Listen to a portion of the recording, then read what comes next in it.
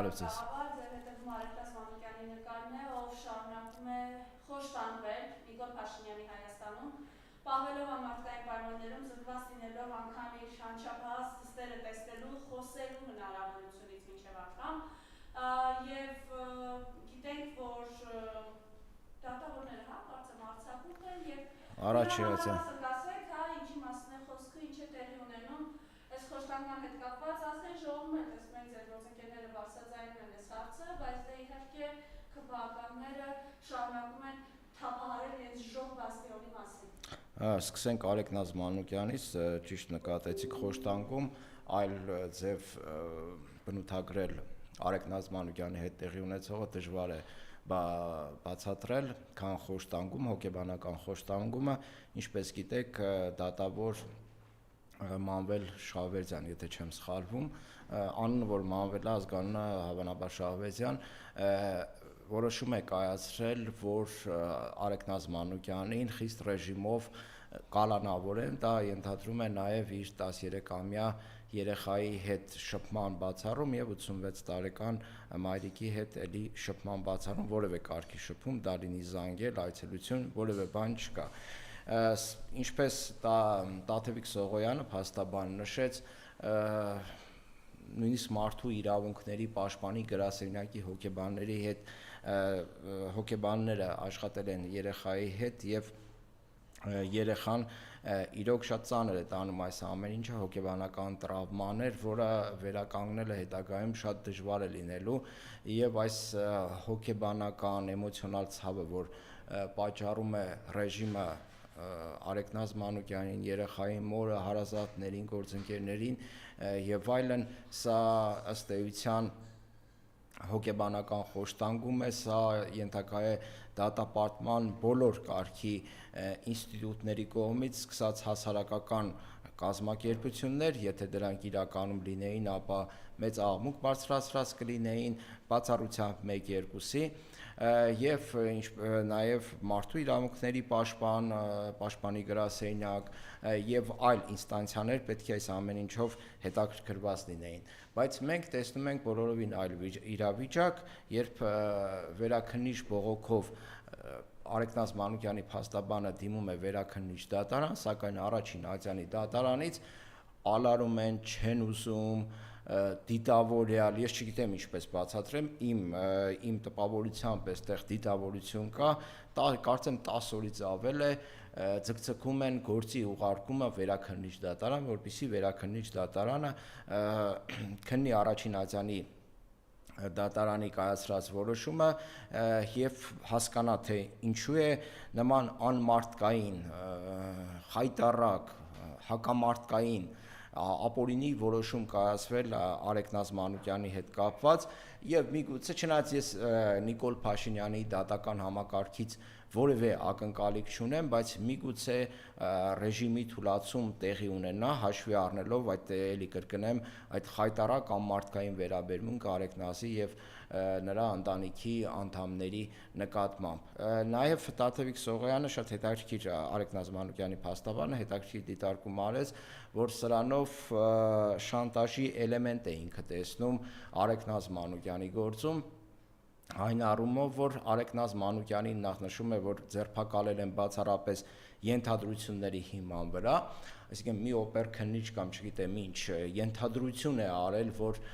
հենց Արեգնազ Մանուկյանն է ենթադրաբար ինչ որ տեղեկություններ փոխանցել Անդրանիկ Թևանյանի շինցու քրեական գործի շրջանակներում, այսինքն այնտեղ լրիվ սարքած գործի այդ տրամաբանության մեջ Արեգնազ Մանուկյանն էլ ենթադրաբար ինչ որ տեղեկություն է փոխանցել, այսինքն այդ ենթադրության վրա նախ ձերբակալել են Արեգնազ Մանուկյանին, երկրորդ այսպիսի խիստ ռեժիմով բռնաճնշումների ենթարկելով փորձում են նրան բարբառային ժողովրդական ձևով ասել գրել տան Անդրանիկ Թևանյանի վրա, որպեսզի նա հնարավորություն ունենա ազատության մեջ հայտնվելու կամ շփում ունենա երեխայի եւ հարազատների մեջ, սա ուղղակի նողկալի, եթե նման բան կա, սա ուղղակի նողկալի անմարդկային հակահիգենիկ այդ բառներ կարող ենք օգտագործել, վերաբերմունք է մարդու նկատմամբ։ Ամենասովորական, եթե այդ մարդը նույնիսկ քաղաքականությամբ չի զբաղվում, նման մոտեցումը էլի կրկնեմ հակահիգիենիկ անմարդկային խայտառակ մոտեցում է։ Ես համակարծիք եմ Տաթևիկ Սողոյանի հետ, որ կարող է այստեղ լինել շանտաժի տար եւ սրանով բացահայտվում է Նիկոլ Փաշինյանի ռեժիմի այլանդակ դիմագծերը, թե ինչ ձևով կարող են քաղաքական հակառակորդներին, հիմնական գաղափարախոսական քաղաքական հակառակորդների նկատմամբ այսպիսի հակամարտկային խայտառակ ճնշումներ բանեցնեն։ Դրա մեջ տեղավորվում է նաև Անդրանիկ Թևանյանի հետ կատարվողը, որ ԿՓԱ-կանները տարբեր ամբիոններից, ազգային ժողովից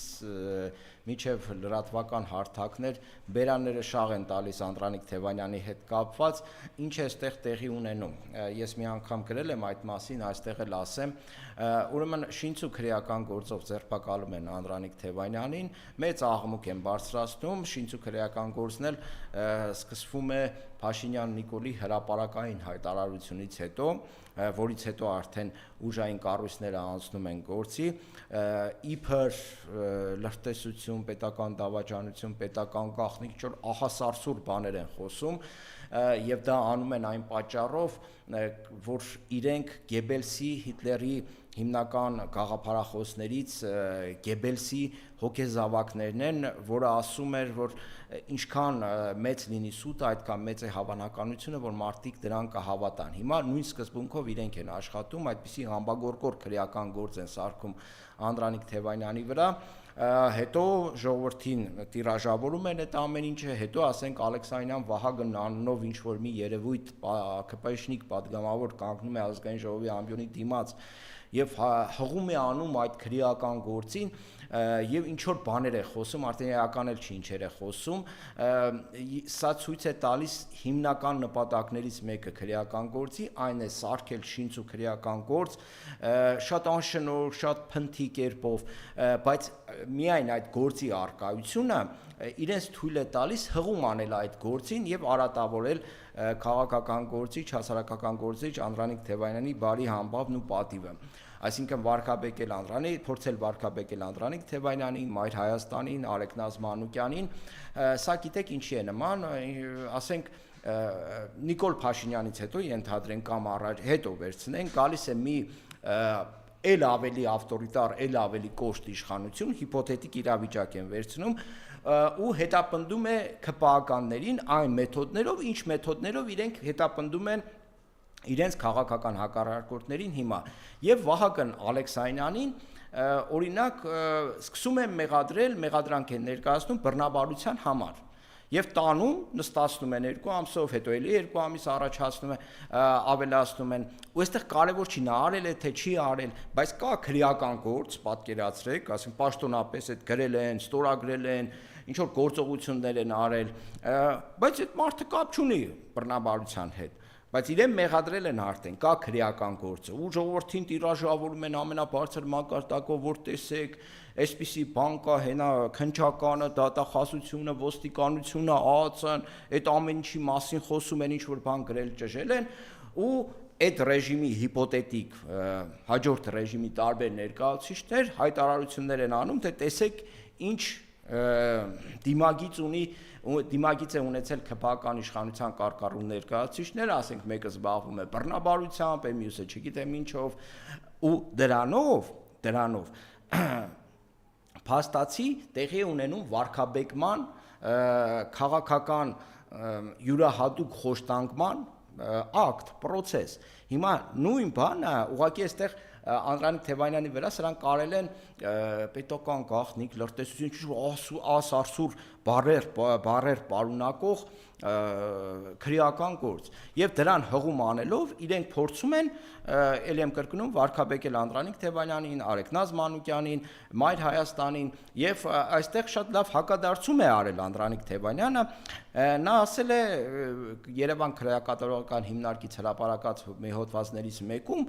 նա պահանջում է բաց դատավարություն իրականացնել, բաց դատավարական process իրականացնել, որպեսզի հանրությունը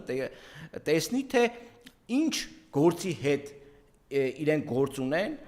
իրականում այնտեղ գործի համար նյութ կա թե չկա, իրականում ով է պետական դավաճանը, ով է իրական հայրենասերը, այսինքն բացեք հանրության սեփականություն դառնա, բայց ԿՊՇ-նիկները դա չեն անում, որովհետև վախենում են, որ այդ քրեական գործը բացելուց հետո իրենք կարող է մինչև իրենց հոգու ամենախորքը խայտարակվեն ուղակի։ Իսկ որ իրենք կարող են բաց դատավարություն անել, ես որևէ կասկած չունեմ, քանի որ Նիկոլ Փաշինյանն էր դատավորներին որակում վնգստացող որոշ դատավորների, նա էր ասում, որ հակա արդյոք Հայաստանում որևէ մի դատավոր, որ իմ ասածը չանի, նա էր SMS-ով ԲԴԽ-ի նախագահային գործից ազատում, եթե մարդը կարող է SMS-ով ԲԴԽ-ի նախագահային գործից ազատի, կարող է նաև հրահանգել, որ բացեք դատավարություն, թող հանրությունը տեղեկանա, եթե դուք այդքան համոզված եք, եթե դուք այդքան մտահոգված եք, եթե դուք ինչ-որ բան եք ուզում հանրությանը ապացուցել, ապա դատավարությունը հանրային դատավարական բաց գործընթաց անելու, հանրային սեփականություն դարձնելուց լավ տարբերակ չկա, բացեք այդ դատավարական գործընթացը, թող բոլորը տեսնեն, բայց դուք չեք բացում, որովհետև ձեր հիմնական նպատակը ոչ թե այն է, որ ճշմարտությունը իմանա հասարակությունը, այլ ուղղակի քաղաքական կեղտոտ խնդիրներ եք դուք լուծում այս փուլում, այլ ձև ձեր գործողությունները բնութագրել հնարավոր չէ, եւ այն մարդիկ, ովքեր հավատում են կամ ուզում են հավատալ այս սրանց ասածների, Նիկոլ Փաշինյանների, Վահագն Ալեքսանյանների, մնացածների, Անդրանիկ Թևանյանի եւ Արեգ Նազմանուկյանի գործով, ձեր մտքի ծայրով անցկացրեք կամ իրենց հնարավորություն, եթե ունենաք հարցրեք, թե ինչու չեք բացում այդ դատավարական գործընթացը, որpիսի մենք էլ տեղեկանանք, թե ինչի մասին է քրեական գործը, իրականում այնտեղ նյութ կա, չկա, ով է մեղավոր, ով է անմեղ, ով է գործ սարքող, ով է իրական հայրենասեր, այս մասին պետք է խոսել եւ իշխանություններին պարտադրել, որպեսզի նրանք անցկացնեն բաց դատավարական գործընթաց, ես համոզված եմ, որ բաց դատավարական գործընթացի դեպքում իրենք միջև վերջ խայտարակվելու են եւ հանրությունը տեսնելու է ճշմարտությունը եւ այդ ճշմարտությունը տեսնելուց հետո որևէ մի մտածող բանական մարդ, առողջ մտածողություն ունեցող մարդ ուղղակի չի կարող նորմալ վերաբերմունք ունենալ այս իշխանությունների նկատմամբ, ռեժիմի այս այլանդակությունների նկատմամբ։ Այս ռեժիմը ազգային ժողովում առաջարկում է զրոյական կետից սկսել հարաբերությունները, այն բարական, չնայած մենք իրենց զրոյական կետերը տեսել ենք տարբեր հարցերում եւ որ մեզ հայրենիք է արժանացել։ Ռուբեն Ռուբինյանը խոսում է եւ տեխնացու էր, հիմա արդեն ազգային ժողովի նախագահ որպես, ասաց, որ իր 2-ամյա երեխան ծնվել է խաղաղ պայմաններում եւ ինքը ամեն ինչ անելու է, որպեսզի երեխաները ծնվեն ու մեծանան խաղաղ պայմաններում։ Իմիջիայլոց սա ճիշտ խոսք է, բայց սա ասում է մի մարդ, որը այն իշխանության ներկայացուցիչն է, որը հայ ժողովրդին 4 պատերազմ է բերել եւ հայրենիքի կորուստ եւ այսօր մեր սուվերեն տարածքից օկուպացրել է թշնամին։ Խնդրեմ այս մասով ձեր տեսակետը։ Նա զրոյական կետից ճիշտ նշեցիք, մի անգամ Ռուբեն Ռուբինյանի շեֆը Փաշինյան Նիկոլը ասել էր, որ իրենք սկսում են բանակցություններ իրենց զրոյական կետից, խոսքը վերաբերում է Արցախի հակամարտության շուրջ բանակցություններին եւ այդ զրոյական կետի արդյունքում մենք ունեցանք 5000 զոհ, ունեցանք հայրենիքի կորուստ, ունեցանք 150,000-ից ավել հայրենազրկվածներ եւ մի շարք այլ կորուստներ նաեւ Հայաստանի սուվերեն տարածքից սրանց զրոյական կետեր, իրենք որ սկսում են խոսել զրոյական կետերից, մենք պետք է առնվազն զգուշանանք, որովհետև ինչ որ փորձանք հաստատ բերելու են, կամ խոսում է բարեկրթությունից։ Ինձ համար ուղղակի շատ ծիծաղելի է, էլի են Լեոպոլդ Կադվի մուլտի, այդ Կադվի նման, ասենք, ребята, давайте жить дружно, բայց այստեղ բարեկիրթ բառն է օգտագործում, գիտեք, ասենք ԿՊԱ-ականների հետ, ես տեսա, որ ընդդիմադիր որոշ պատգամավորներ խոսում են բարեկրթության էթիկայի շուրջ ԿՊԱ-ականների հետ ինչ որ պայմանավորվածության մասին, դա խոսքը վերաբերում է Ռուբեն Ռուբենյանի հայտարարությանը, իբր որ բարեկիրթ միջավայր ձևավորվի ազգային ժողովում, ԿՊԱ-ականների հետ բարեկրթության էթիկայի շուրջ պայմանավորվելը նման կլիներ, ասենք, եթե Հիտլերի հետ ժամանակին փորձեին պայմանավորվել մարդու հիմնարար իրավունքների հարգման, խոսքի ազատության հարգման, ազգերի հավասարության թեմաներով։ Պատկերացնում եք, եթե Հիտլերի հետ հնարավոր է նման բաների հետ պայմանավորվել եւ ու Հիտլերը հարգեր այդ ամեն ինչը, ապա սրանց հետ էլ կստացվի։ Եվ այս համատեքստում ես կցանկանայի նշել, որ ազգային ժողովի այս մեկնարկը նաև մի շարք հարցեր է առաջացնում, հատկապես ՔՊԱ-ականների հետ կապված, իրենք փորձում են կրկին երևալ խաղաղության աղավնիներ, այնինչ մենք իրենց գործողություններից փաստերի հիման վրա ենք այս ամեն ինչը ասում, ոչ թե ենթադրությունների, այլ կոնկրետ փաստերի, խաղաղության աղավնիները իրականում պատերազմի ակրավներ են։ Իրենք բերել են բազմաթիվ պատերազմներ հայ ժողովրդին, այս վերջի 8 տարվա ընթացքում, եւ դրա համար որևէ պատասխանատվություն չեն կրել, որևէ հետևություններ չեն արել։ Հիմա իրենք խոսում են խաղաղության մասին, բայց ՔՊ-ի բերած խաղաղությունը դա ինձ թվում է ճակերտավոր խաղաղության մասին կարող է խոսք լինել, դա ՔՊ-ի բերած խաղաղությունը դա պատերազմի նման է։ Իրենք պատերազմից հետո, եթե հիշում եք 20 թվականի պատերազմից հետո, էլի ինչ-որ զրոյական կետերի մասին էին խոսում, որ մենք պետք է վերակազմավորվենք, հիմա մեր խնդիրն է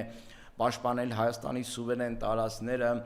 եւ բանակը արդիականացնել, նոր տիպի, նոր ժամանակակից բանակ ստեղծել, քանի որ նախկինները չգիտեմ ինչ էին արել բանակի հետ կապված, լավ, ենթադրենք այդպես էր, 20 թվականից հետո անցել է 6 տարի, իրենք ինչ-որ գովազդային հոլովակներ են նկարում, բանակի առաջնագծի կահավորման, զենքերի, շոուներ են կազմակերպում Երևանի հրապարակում, որ տեսեք, հպարտացեք, ժողովրդին դրդում են օրգազմ ապրել այդ տեսարաններից բանակի, բայց մարդկանց մոտ այսպես ներքին անվստահություն կա այդ ամեն ինչի նկատմամբ եւ պարզվում է, որ այդ ներքին անվստահությունը պատահական չէ։ Հետքի հոդվածը, որը խորհուրդ եմ տալիս կարդալ, հետքը 2 օր առաջ մի հոդված հրապարակեց, որը գրել էր կարծեմ 25-օրյա վարժանքների մասնակից մի տղա, եւ նա ներկայացնում է այն սարսափը իրականության հետ այն ցույց է տալիս, թե ինչքան հերույ է ՔՊԱ-ական քարոզությունը իրականությունից, առաջնագծում տեղի ունեցողից, թե զենքզինամթերքի հետ կապված, թե զենքերի հետ կապված, թե այդ խրամատների կառավարման հետ կապված, դիրքերի կառավարման հետ կապված, ներկայացնում են խղճուկ վիճակը, որում ծառայում է հայ զինվորը, փառապանց հայ զինվորը, մեծ աղմուկ բարձրացրեց։ Ես խորհուրդ եմ տալիս, կարդացեք, ուղղակի այդ հոդվածը կարդացեք, որպեսզի այն մարդիկ, ովքեր անվերապահորեն հավատում են ՔՊԸ-շնիկների Գեբելսյան քարոզությանը, թող մի հատ կարդան ու տեղեկանան, թե իրականում ինչ է կատարվում առաջնագծում։ Ինքը ներկայացրել է առաջնագծի մի հատվածը, բայց ես համոզված եմ, որ մյուս հատվածներում էլ գրեթե նույն պատկերն է լինելու պլյուս մինուս։ Եվ իրենց այդ գլխավոր շտաբի պետը շտաբեցին գնա ինչ էր անունը Էդուարդ Ասրյան, դա այն մարդն է, ով ասում էր, որ երբ ադրբեջանցիները ջերմուկի կողմերից մտել էին եւ օկուպացրել էին Հայաստանի սուվերեն տարածքները, ասում էր ադրբեջանցիները սովածանան կգնան։ Այ գլխավոր շտաբի պետը այդ մարդն է, որը մի քանի 4 տարի առաջ նման հայտարարություն է անում։ Ադրբեջանցիները կարծեմ ոչ գնացել են, ավելին այնտեղ ամրապնդվում են։ Այ մենք գործ ունենք նման իշխանության հետ, ու երբ Ռուբեն Ռուբինյանը հայտարարում է խաղաղության, որ իր երեխան, չգիտեմ, խաղաղ ապրի, գիտեք, բոլորն էլ ուզում են, որ իրենց երեխաները խաղաղության մեջ ապրեն, պատերազմներ չլինի, բայց երբ քո երկիրը սարքում ես նաև Ռուբեն Ռուբինյանի անմիջական ջանքերով աշխարհաքաղաքական խուրդա, աշխարհաքաղաքական գնդակ, ու երբ դու տապալում ես երկրի արտաքին անվտանգության ապահովումը, ինչի մասին խոստովանել է անգամ Նիկոլ Փաշինյանը, կարծեմ 2023 թե 24 թվականի աշնանը, երբ մամուլի ասուլիսի ժամանակ հայտարարեց, որ այո, մենք երկրի արտաքին անվտանգության ապահովումը տապալել ենք։ Այդ դեպքում դուք չեք ունենալու խաղաղություն, դուք ունենալու եք պատերազմներ այս կամ այն տեսքով, դին դա հիբրիդային պատերազմ, տաք պատերազմ, մի քիչ կիսագոլ պատերազմ, այդ ամեն ինչը դուք ունենալու եք։ Եվ այս իշխանությունը այն իշխանությունն է, որը ինչ որ մի բանից եթե խոսում է, դրական շեշտադրում է, որ ուզում են դա անեն, այն անեն, ուղիղ հակառակն ենք ստանում։ Եթե իրենք խոսում են սուվերենությունից, մենք ստանում ենք սուվերենության կորուստ։ Եթե իրենք խոսում են տնտեսական բարեկեցությունից, մենք ունենալու ենք տնտեսական կոլապս։ Ընդհանրապես իրենք ինչ խոսում են, դուք պետք է հասկանաք ուղիղ հակառակը։ Հիմա ԿՊԱ-ականներին լսեք ու պատկերացրեք, որ որոշ ժամանակ հետո ստանալու եք դրա ուղիղ հակառակ տեսարանները։ Բայց մի բանում հաստատ իրենք ճիշտ են ասում, որ այն, որ Տիգրան Աշենը հանձնել է ըստ էության։ Հա, բայց իրանք չեն էլ թաքցրել այդ։ Այո, խնդրեմ այս մասով նայեք։ Դե Նիկոլ Փաշինյանի խոսույթն այն է, որ կան անկլավներ, իրենք հայտարարել են, չէ՞, որ Հայաստանում կան ադրբեջանական անկլավներ, ու Արցախաշենի օրինակը դրա համար են բերում, ասում են, դե մենք էլ այնտեղ անկլավներ ունենք, անկլավ ունենք Արցախաշենի տեսքով, հիշում եք այդ քարտեզը տպել իր համար դոշին խփածման է գալիս, այդ քարտեզը ուներ նաև հավելված Արցախաշենի տեսքով, փոքր հատվածը, հիմա չգիտեմ, էդի դոշին կպցրած է, թե կպցրած չի։ Ինչի է դա անում Արցախաշենի շեշտադրումը, ինչու է շատ արվում, որպեսզի ասեն, որ մենք այնտեղ Արցախաշեն ունենք, իրենք էլ այստեղ Տիգրան Աշենը դրանց ադրբեջանական անունները չգիտեմ, չեմ էլ ուզում իմանալ, ու մի քանի գյուղեր Տավուշի կողմերում։ Եվ հետևաբար պետք է այսպես իբր փոխանակում տեղի ունենա, բայց գիտեք, դեմարկացիայի եւ դելիմիտացիայի մեջ կա միջազգայինորեն ընդունված պրակտիկա է, որ այնպես է իրականացվում այդ դեմարկացիան եւ դելիմիտացիան երկու կողմերի միջև պայմանավորվածությունների հիման վրա, որ փոխադարձ շահավետ լինի այդ ամեն ինչը։ Եթե ինչ-որ ժամանակ ինչ-որ բան կա, ինչ-որ կարգավիճակ է ունեցել, դա դոգմա չէ, որ բերես մատուցես քո հանրության ու ասես հենց այսպես էլ պետք է լինի։ Հենց իրենք են ասում, չէ՞։ Տեղեր կա, ասենք, որ հարմար է Հայաստանին, անհարմար է Ադրբեջանին կամ հակառակը, փոխանակում ես իրականացնում,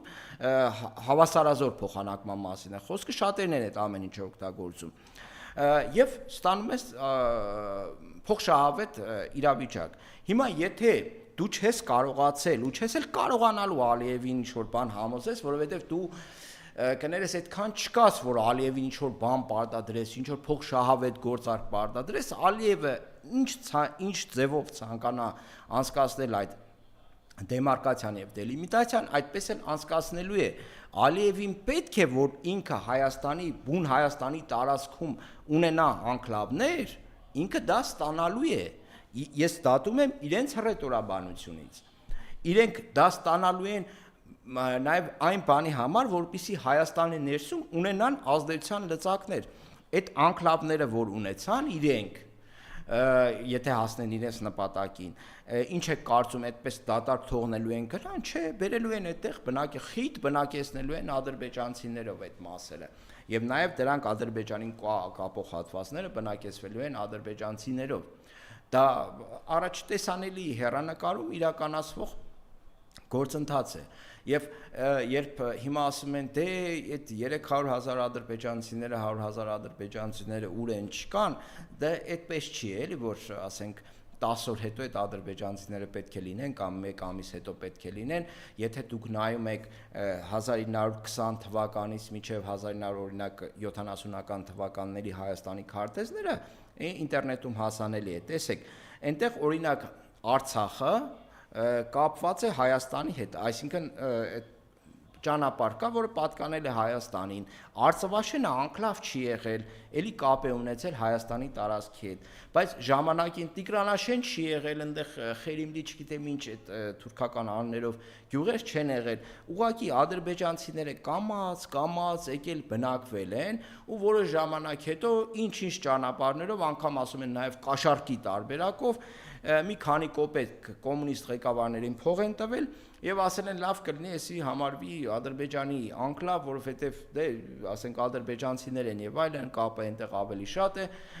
ու այդպես որոշ ժամանակ հետո աստիճանաբար, հա, 70 տարիների ընթացքում իրենք ունեցել են անկլավներ, Արցախն է կտրվել Հայաստանից, Այսինքն այդ գործընթացը տեղի ունենում աստիճանաբար, որպեսզի հասարակությունը կամաց-կամաց այդ ամեն ինչին ադապտանա։ Հիմա իշխանությունները հայ հասարակությանը ադապտացնում են այդ ամեն ինչին, որ որը ժամանակ հետո այն Սիմոնյան Ալենն էր ասում, չէ՞ որ պատրաստվեք ադրբեջանցիների հետ ապրելու ենք, այդտեղ որևէ խնդիր չկա։ Այսինքն սա գործընթաց է, որը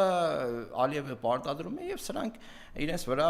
պարտավորություն են վերցրել, չէ՞ կարա չվերցնեին, որովհետեւ մարդը եթե Ալիևի պահանջով սահմանադրություն է փոխում, ասենք, այնտեղ էլ ինչ պահանջ լինի, որ չկատարի։ Եվ Միջավայրից մի հարց էր, խոսեցիք այս հարցին եք ուզում անդրադառնալ։ Քպական օրինակ Հասմիկ Հակոբյանն ասում է, ձեր քթերից եք վերելու, որ 300,000 ադրբեջանցիների գալը հավելվում էիք հայ ժողովրդին։ Ես չգիտեմ նույնիսկ դա ով է։ Հա,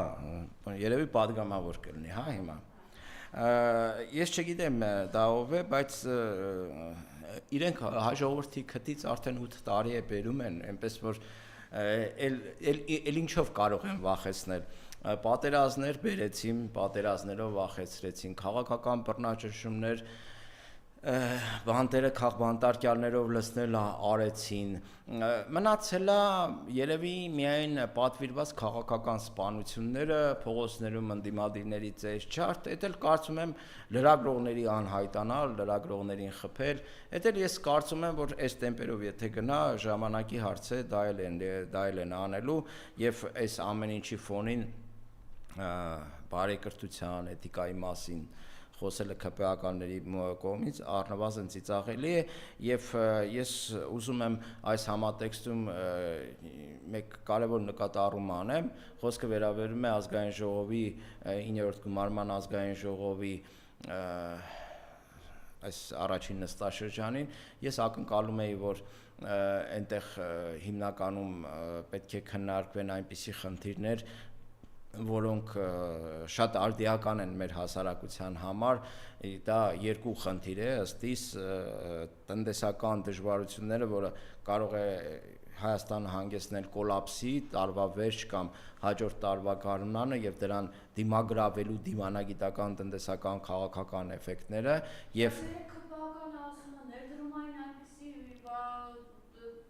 հող են բացել Մարիամ ջան, մենք երբ ենք սկսել հավատալ ԿՊԱ-ականներին, ես էլ եմ նշում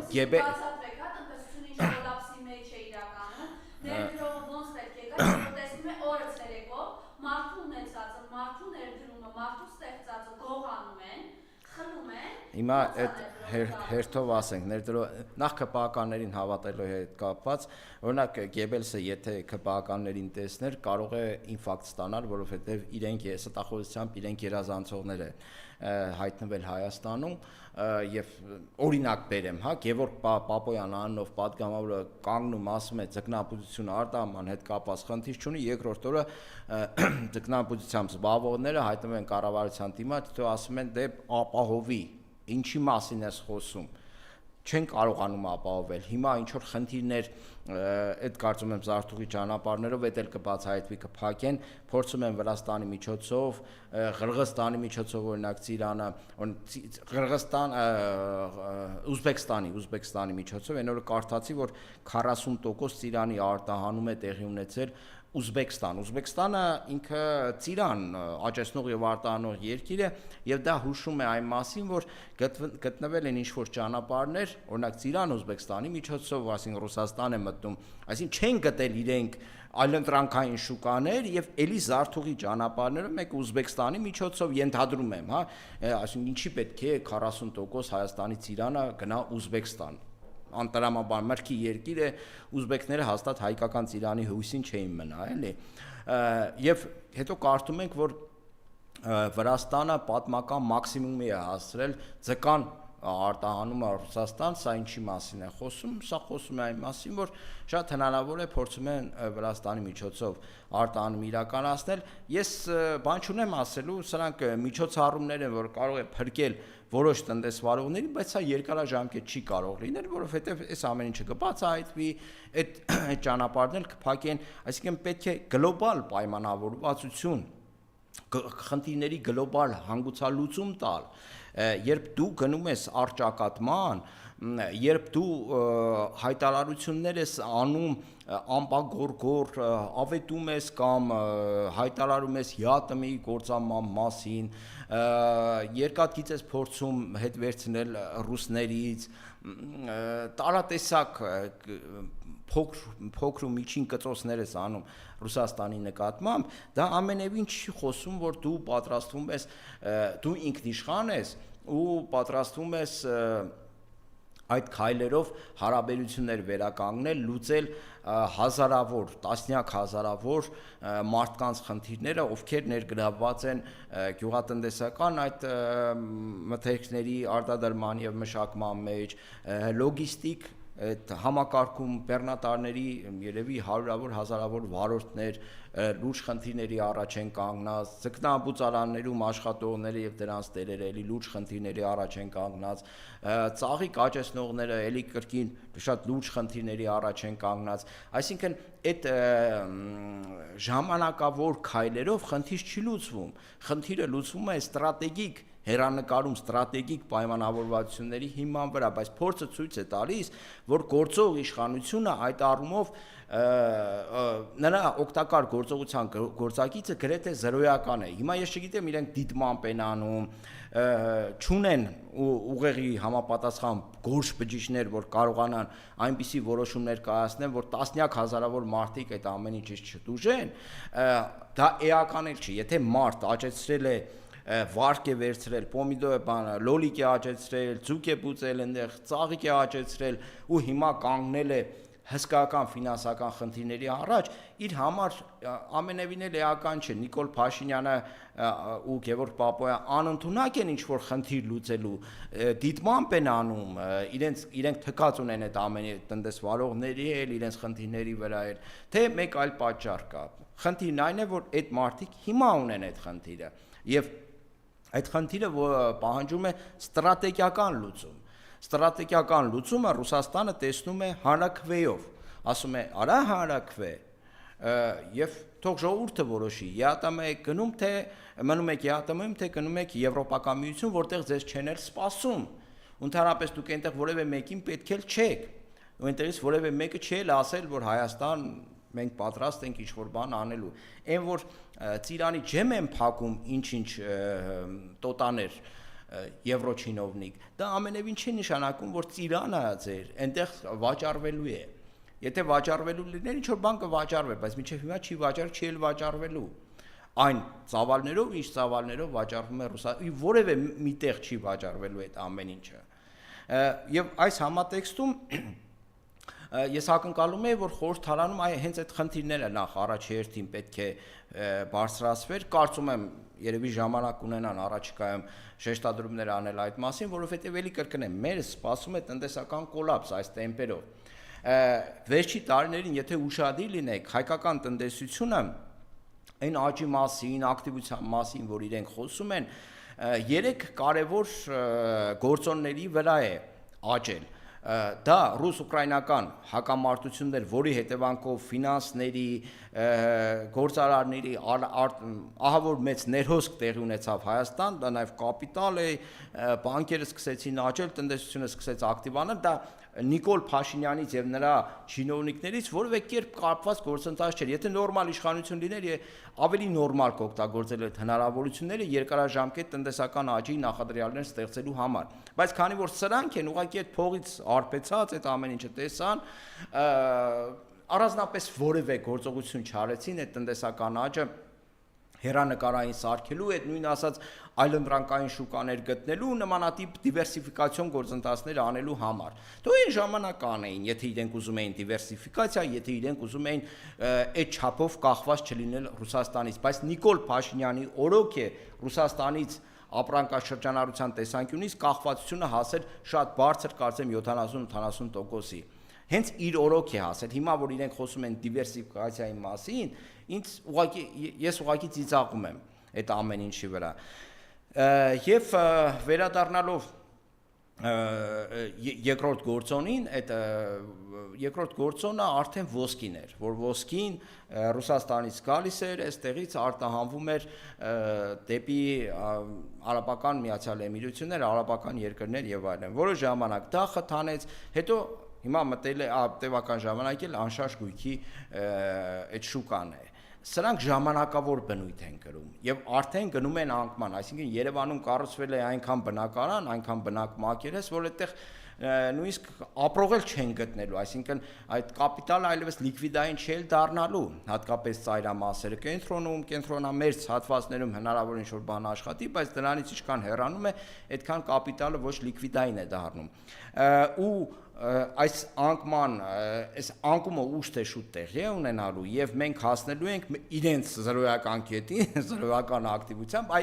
եթե իրենք ասեն մենք տնտեսությունը սկսելու ենք մեր զրոյական կետից, այդտեղ ազնիվ կլինի, որովհետեւ իրենց կողմից կառավարվող վարվող տնտեսությունը իրականում կլինի հենց զրոյական կետից կամ մինուսային կետից։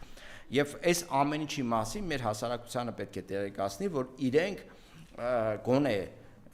այդ կառավարը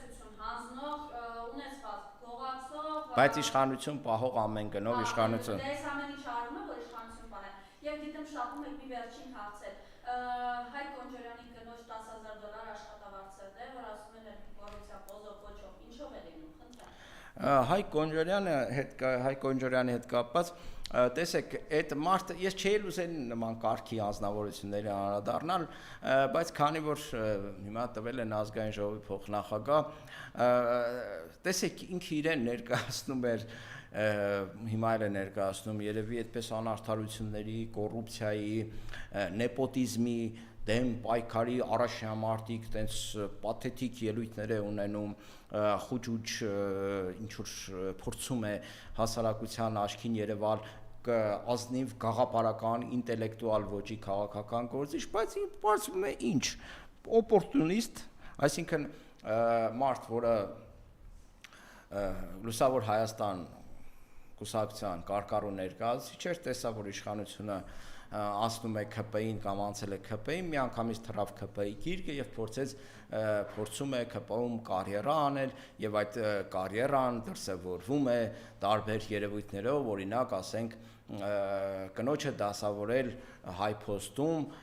որը ստանում է $10,000, ես չգիտեմ այդ դասավորելու գործընթացը ինչքանով է տեղի ունեցել, բայց ես ներքին համոզվածություն ունեմ, որ եթե Հայկ Կոնջարյանը